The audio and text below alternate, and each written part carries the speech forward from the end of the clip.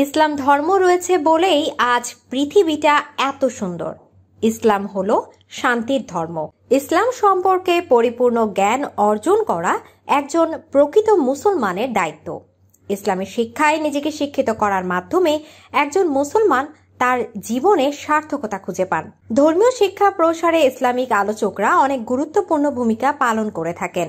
যুগে যুগে অসংখ্য ইসলামিক আলোচকরা এই পৃথিবীতে এসেছেন। তারা ইসলাম সম্পর্কে অনেক আলোচনা করেছেন। সাধারণ মানুষদের মাঝে ধর্মীয় জ্ঞান প্রসারে তারা অনেক সহায়তা করছেন। বর্তমানে বাংলাদেশে অসংখ্য ইসলামিক আলোচক বা বক্তা রয়েছেন।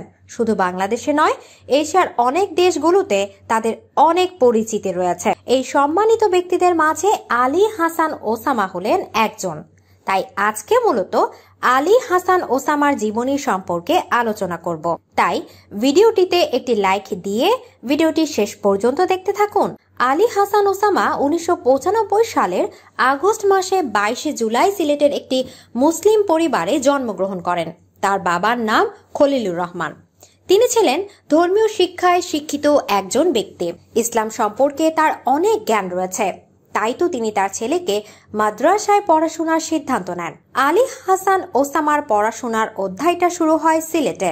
সিলেটের খাসতবীরের জামিয়া মদিনাতুল উলুম দারুস সালাম মাদ্রাসাতেই তিনি তার পড়াশোনা শুরু করেছিলেন।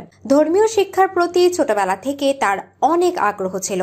2008 সাল পর্যন্ত তিনি সেখানে পড়াশোনা করেছেন। সেখানে পড়া অবস্থায় তিনি অনেক কিছু সম্পর্কেই জেনেছেন এবং প্রকৃতপক্ষে তার ধর্মীয় শিক্ষার মূল ভিত্তিটাই ছিল এই শিক্ষা প্রতিষ্ঠান।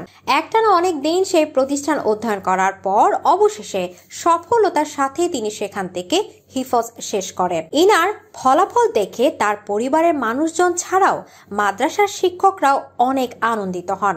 আলী হাসান ওসামা হিফজ বিভাগে বেফাকুল মাদারিসেল আরাবিয়া বাংলাদেশ কওমি মাদ্রাসা শিক্ষা বোর্ডে প্রথম স্থান অর্জন করেন। সিলেট থেকে হিফজ শেষ করার পর আলী হাসান ওসামা ঢাকায় চলে যান উচ্চশিক্ষার জন্য। সেখানে মাদানী নেসাবের প্রথম এবং দ্বিতীয় বর্ষ তিনি মাদ্রাসাতুল এহসান আল আরাবিয়া থেকে শেষ করেন। সবার কাছেই তিনি খুব পছন্দের একজন মানুষ। তিনি যখন দাওয়াতের কাজ করতেন তখন তার কথা শোনার জন্য অনেকেই অধীর আগ্রহ নিয়ে বসে থাকত। তিনি বর্তমানে সিলেটের আল মাদিনা ইন্টারন্যাশনাল ইসলামিক ইনস্টিটিউটে শিক্ষকতার দায়িত্ব পালন করছেন। এই প্রতিষ্ঠানে তার অনেক পরিচিতি রয়েছে। সবাই তাকে অনেক সম্মান করে থাকে।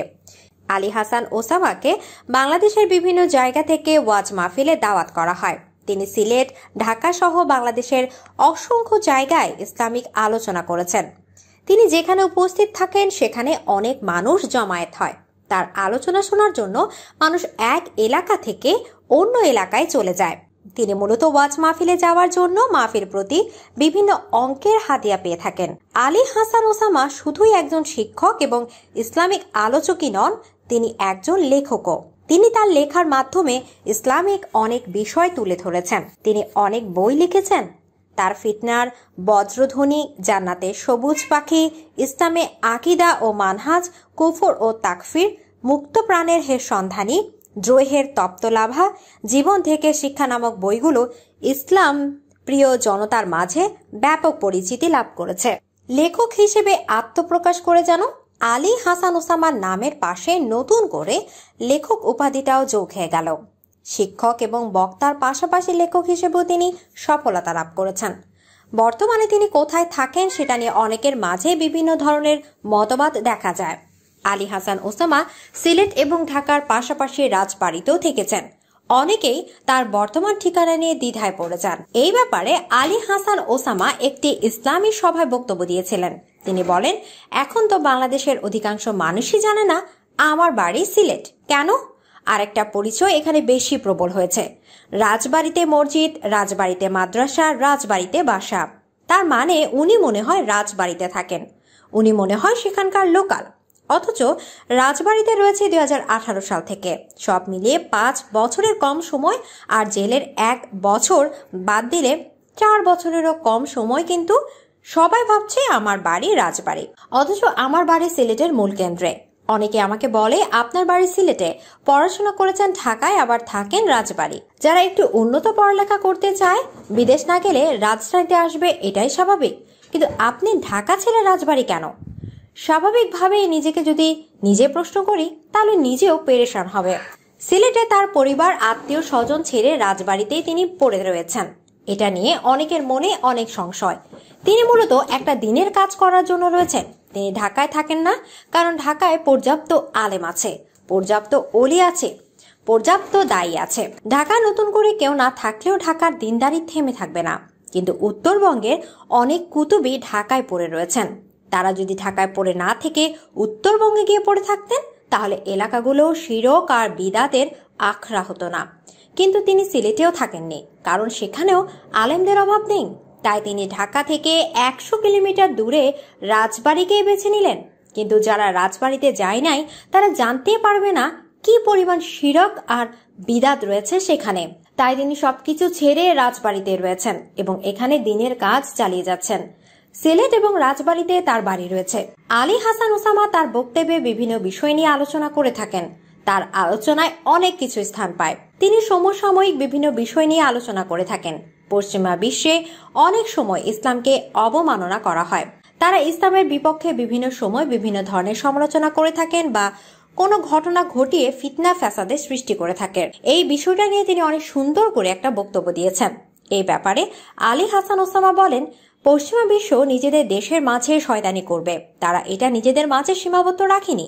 প্রতিটি মুসলিম দেশের মধ্যেও এখন এই নষ্টামি আর অশ্লীলতা ঢুকিয়ে দেওয়ার জন্য চেষ্টা চালাচ্ছে। আমরা বলি, তোদের মুখ স্বাধীন, যা খুশি বল, কিন্তু সাবধান, আমাদের ধর্মের উপর আঘাত করিস না, আমাদের নবীর শানে আঘাত করতে আসিস না। পত্রিকা যখন আমাদের নবীর কার্টুন ছাপা হলো, গোটা দুনিয়া গর্জে উঠল, আরে বেয়াদবের দল, তোদের কার্টুন ছাপার শখ হয়েছে? যে কার্টুন মনে চায় সেই কার্টুন ছাপ গিয়ে।